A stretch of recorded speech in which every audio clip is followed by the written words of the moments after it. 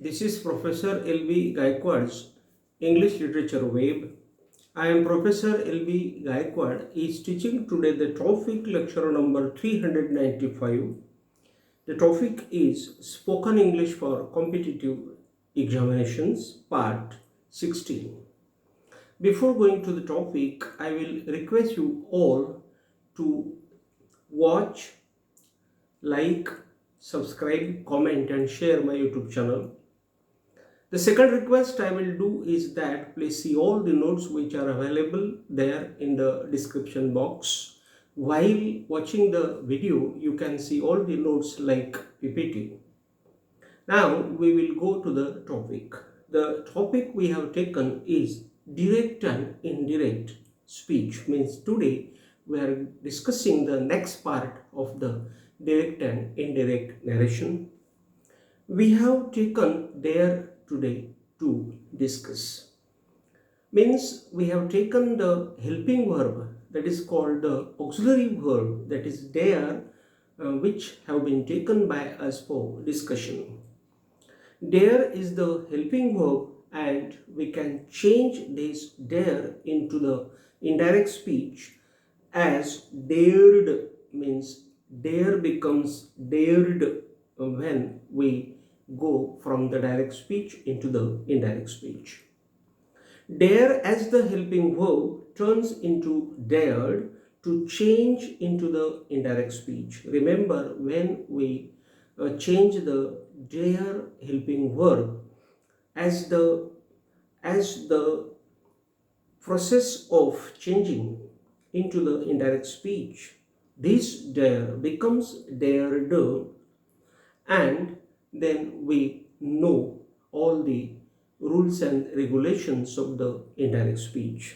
For example, we will see John Keats said to Fanny Brawne, comma, inverted comma started, I dare love you, comma, inverted comma is closed, and full stop. Again, I will read this sentence clearly. John Keats said to Fanny Brawne, I dare love you. Now, the answer of this sentence is John Keats told Fanny Brawne that he dared love her. We will see the detailed explanation of this sentence. John Keats here will remain John Keats because John Keats is a proper noun. Remember, if there is the proper noun always, we should not change that proper noun because the proper noun remains the same. And the proper noun never changes to change into the indirect speech from the direct speech. That is the explanation.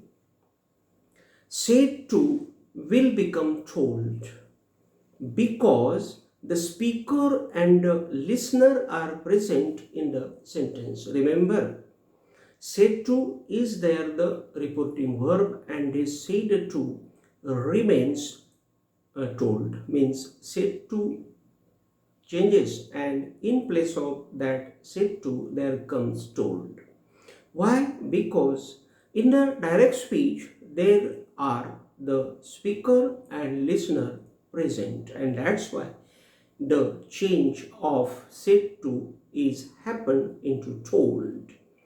If only the speaker is there, said will remain said. Remember, if only the speaker, that is the subject, is there in the direct speech, then said becomes said. Means in the direct speech there is said, and that said never changes, and that said remains the said.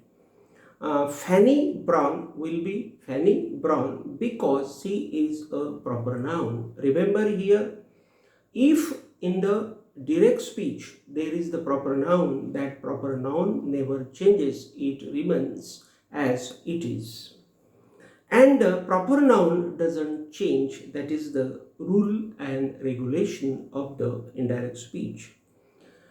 Comma, inverted comma will change into that conjunction. Remember, when we see the comma and inverted comma in the direct speech, That comma and inverted comma, all these two change into that conjunction. It means we should remove the comma and inverted comma and put that conjunction in place of them.